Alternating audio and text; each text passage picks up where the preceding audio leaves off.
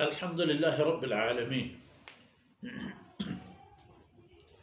والصلاة والسلام على خاتم الأنبياء والمرسلين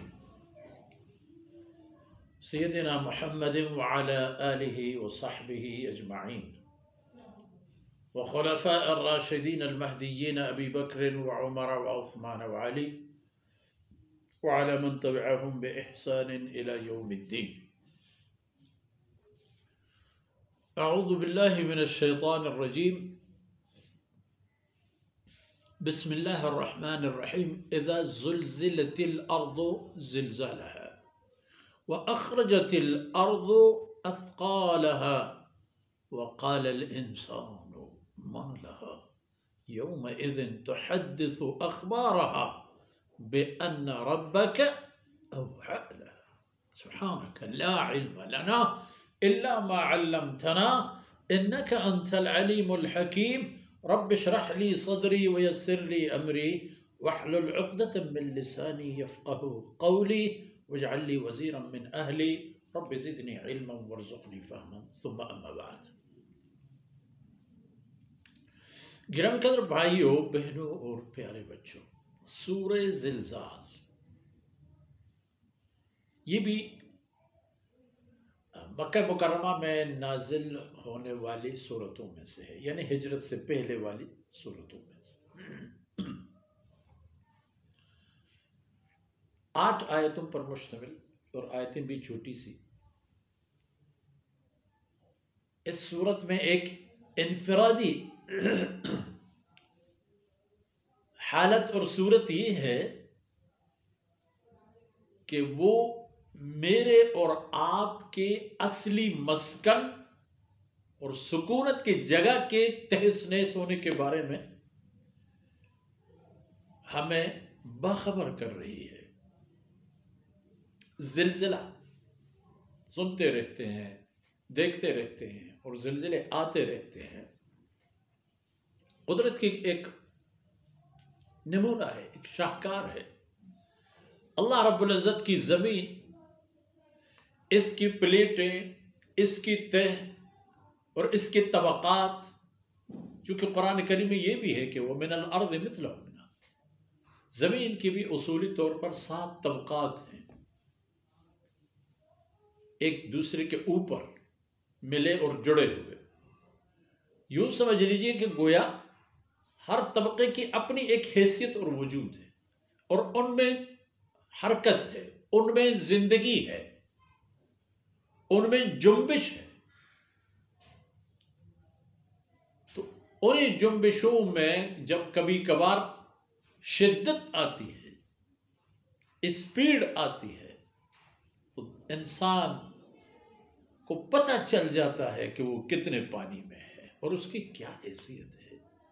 یہی زمین جس کے سینے پہ چل پھر کے انسان اپنے آپ کو کیا سے کیا نہیں سمجھتا، جس نے اپنے آپ کو خدا بھی کہا فرعون کی صورت میں، جس نے اپنے آپ کو خدا جیسا کہا نمرود کی صورت میں، جس نے اپنے آپ کو ایک بہت بڑی طاقت کا مالک سمجھا ابو جہل کی صورت میں، یا ہمارے زمانے کے فرعونوں کو دیکھ لیں، اس دور کے دجالوں کو اور فتنوں کو دیکھ لیں، لا حول ولا قوت الا باللہ. لیکن جب زلزلے آتے ہیں تو سب کو کان پکڑ کے جو کہ تم بھاگنا ہوتا ہے، اپنے رستہ بھول جاتے ہیں. فرمایا اذا زلزلت الارض زلزالها، وہ وقت جب آ جائے جب زمین اپنی جنبش اور حرکت میں آ جائے، اپنے زلزلے میں آ جائے، اور ابھی تو خیر انسان نے پتہ چلا ہے، اسے معلوم ہو گیا ہے کہ زمین کے اندر تو عجیب و غریب سی چیزیں ہیں. دنیا کی قیمت ترین دھات ہوں یا پتھر، وہ سب زمین میں ہے. فضا میں، ہوا میں تو کچھ بھی نہیں. اور پانی میں اگر کوئی گوہر نایاب ہے، پانی بھی تو زمین سے ملا ہوا ہے. سمندر آخر جا کر کے کسی نہ کسی کونے پر زمین سے ٹچ ہوتا ہے. یہ زمین سمندر کے کسی نہ کسی کنارے میں مل جاتا ہے۔ ان گہرائیوں میں اللہ نے بہت کچھ رکھا ہے۔ انسان ابھی کوشش کر رہا ہے، سونا نکال رہا ہے اور انواع اقسام کی قیمتی پتھروں کے چھوٹے چھوٹے ذرات، جواہرات اور پتہ نہیں یاقوت اور زمرد اور کیا کیا ایسی قیمتی چیزیں کہ ان کے ایک معمولی سا ٹکڑا ایک ملک اور قوم کی بجٹ کے برابر کا ہوتا ہے۔ فرمایا اذا زلزلت الارض زلزالها واخرجت الارض اثقالها، اور وہ وقت بھی آ رہا ہے کہ زمین اپنے اندر کے سارے بوجھ اٹھا کے باہر رکھ دیتا ہے، خالی کر دیتا ہے اپنا سینہ۔ اس میں دولت، اس میں عزت، اس میں شہرت، اس میں انواع و اقسام کی دفن مخلوق سارے نکل جائیں گے، سارے اتار پھینک دیتا ہے۔ اور انسان حیرت زدہ ہو کر کہتا ہے مالہا، یہ کیا ہوا زمین کو؟ اب بھی جب چھوٹے زلزلہ ہوتے ہیں،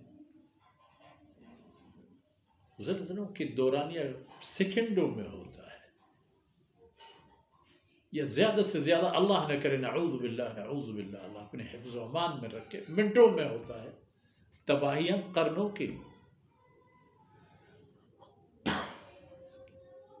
صدیاں بیت جاتی ہیں اس جگہ پر جو زلزلے آتے اور تباہی مچ گئی ہوتی، ان کی نشانیاں پھر بھی نہیں مٹ جاتی۔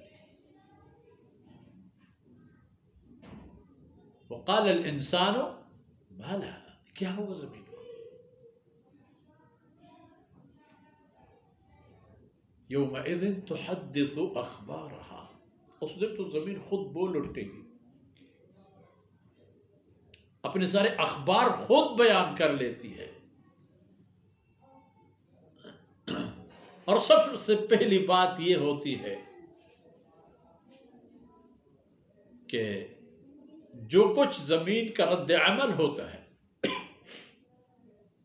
وہ سب اللہ کے حکم کی وجہ سے، بِأَنَّ رَبَّكَ أَوْحَى لَهَا، یہ اللہ رب العزت کا حکم ہوتا ہے زمین پر کہ بس ہو، ختم، بہت ہو چکا ہے، اب نکال پھینک دو باہر۔